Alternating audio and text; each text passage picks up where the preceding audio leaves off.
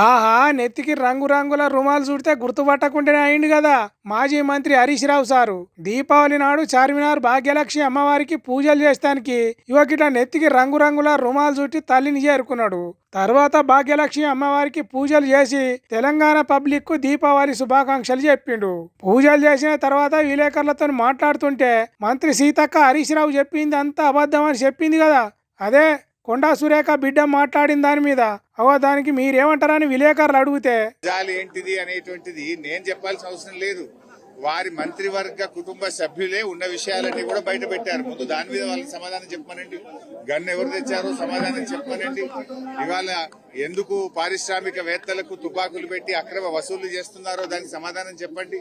Endowment land విషయంలో ఆవిడ చేసిన ఆరోపణల మీద ఒక సిట్ వేయండి, లేదా ఒక జ్యుడిషియల్ ఎంక్వైరీ కమిషన్ వేసి మా న్యాయం మీద వాస్తవాలు బయటకు తెచ్చే ప్రయత్నం చేయండి. ఎందుకు దాన్ని హషప్ చేసే ప్రయత్నం చేస్తున్నారు? ఇలా 3-4 అంశాల మీద అక్కడ ఆరోపణలు వచ్చినాయి. వాటి అన్నిటి మీద ఒక సిట్టింగ్ జడ్జితో జ్యుడిషియల్ ఎంక్వైరీ వేయండి, అన్ని విషయాలు బయటకు వస్తాయి. అంతే కదా, ఏం జరిగింది అని తెలుసుకునే దానికి సిట్ వేసుడు, ఎంక్వైరీలు చేసుడు, కమిషన్లు కమిటీలు వేసుడు ఒక ప్రతిపక్షాల మీదనే కాదు, తప్పు జరిగిన ప్రతి చోట వేయచ్చు. కానీ ఎందుకు వేస్తలేరు అన్నట్టు ఆ శంప ఈ శంప వాయించినట్టు చెప్పిండు. తప్పు చేయకపోతే పోలీసులు మంత్రి గారి ఇంటికి ఎందుకు పోయారు? తప్పు చేయకపోతే మంత్రి గారి కుమార్తె ముఖ్యమంత్రి సన్నిహితులే సెటిల్మెంట్ చేశారని చేసే ఆరోపణ మీద ప్రభుత్వం ఎందుకు సమాధానం చెప్తలేదు? ఇలా హైదరాబాద్ గుండా రాజ్యంగా మార్చారు.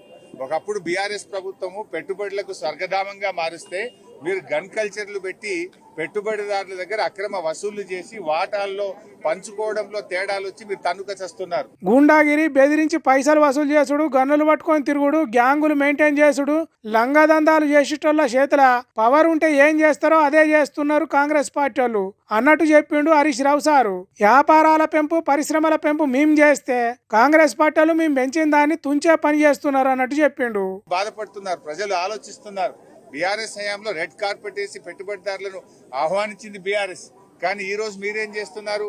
ఆ పెట్టుబడిదారులను తుపాకులు పెట్టి బెదిరించి ఒక గన్ కల్చర్ ని తెచ్చారు. మీరు ఆ రోజు మేమేమో అగ్రికల్చర్ ను పెంచాం, మీరేమో గన్ కల్చర్ ను పెంచుతున్నారు. మీకు మాకున్న తేడా అదే. మరి అంతే కదా, అగ్రికల్చర్ కు గన్ కల్చర్ కు మస్తు తేడా ఉన్నది. ఒకటి కడుపు నింపితే ఇంకొకటి కడుపు కొడుతుంది. అట్లా వ్యాపారాలు చేసుకునేటోళ్ళ కడుపు కొట్టే పని చేస్తున్నదట కాంగ్రెస్ పార్టీ వాళ్ళు.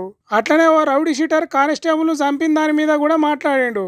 మొన్ననే చూసాం, ఒక రౌడీ షీటరు ఒక పోలీస్ కానిస్టేబుల్ ని చంపడం జరిగింది. ఇది చాలా దురదృష్టకరమైన సంఘటన. అంటే హోంమంత్రిగా ముఖ్యమంత్రి ఉన్నాడు, ముఖ్యమంత్రి హోంమంత్రి, హోంమంత్రి ముఖ్యమంత్రి. కానీ ఇలా ప్రజల్ని రక్షించాల్సినటువంటి పోలీసులకే రక్షణ లేకుండా పోయింది రాష్ట్రంలో. అంటే ప్రభుత్వం పూర్తిగా శాంతి భద్రతల్ని నెలకొల్పడంలో, ప్రజలకు రక్షణ కల్పించడంలో ఈ ప్రభుత్వం పూర్తిగా విఫలమైపోయింది. ఇవాళ నిజంగా ఒక కానిస్టేబుల్ మరణించడం అనేది చాలా చాలా బాధాకరం. నిజానికి నైతిక విలువలుంటే, బాధ్యతలుంటే ఆ రోజుల్లో హోంమంత్రులు రాజీనామా చేసేవాళ్ళు. కానీ ఈ ముఖ్యమంత్రికి అట్లాంటి ఏమి లేవు. ఇవాళ ఈ రాష్ట్రంలో శాంతి భద్రతలు తగ్గిపోయి గుండాల రాజ్యం వస్తూ ఉంది ఎక్కడ చూసినా కూడా. ఇవాళ ఇది అంతా కూడా కంట్రోల్ చేయాల్సినటువంటి అవసరం ఉంది.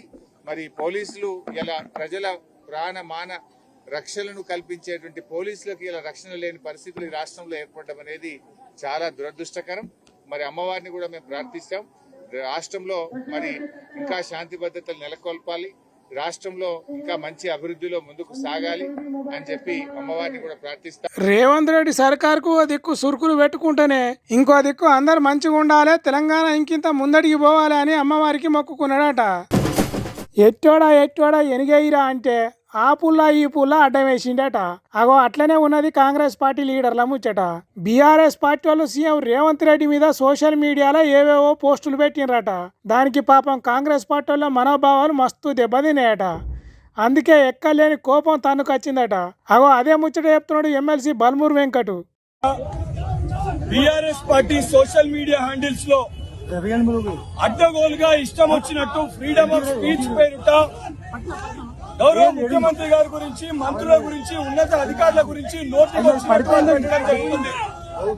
నిన్న కూడా బీఆర్ఎస్ పార్టీ సోషల్ మీడియా హ్యాండిల్లో వాళ్ళు ఏదైతే గౌరవ ముఖ్యమంత్రి రేవంత్ రెడ్డి గారి గురించి కూడా అనుచిత వ్యాఖ్యలు ఒక పోస్ట్ చేయడం జరిగింది.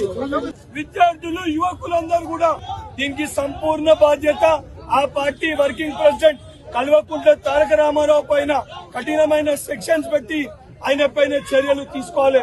తీసుకోకపోతే ఆ పోస్ట్ పైన రియాక్ట్ కాకపోతే తెలంగాణలో యువకులని ఆపే పరిస్థితి ఉండదు. పెద్ద ఎత్తున యువకులు విద్యార్థులు రోడ్లపైకి వచ్చి ఆందోళన చేసే పరిస్థితి ఉంటది. కేటీఆర్ పైన కూడా దీని బహిరంగ క్షమాపణ చెప్పకపోతే కల్వకుంట్ల తారక రామారావు పైన కూడా దాడులకి దిగాల్సిన పరిస్థితి ఏర్పడుతుంది. అవో అట్లా రోడ్లెక్కి ధర్నాలు చేస్తారట, దాడులు చేసే పరిస్థితులు వస్తాయట.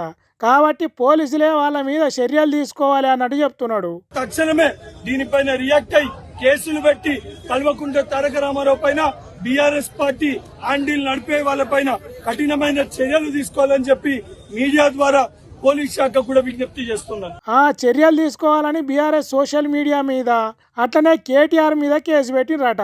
అంత మంచిగానే ఉన్నది కానీ కవితలకు మొల్ల కన్నొకటే మెల్ల అన్నట్టు కేటీఆర్ మీద పెట్టిన కేసు కాగితం చూస్తే కాంగ్రెస్ పార్టీ వాళ్ళు ఎంత కామన్ సెన్స్ లేనోళ్ళో అర్థమవుతున్నది.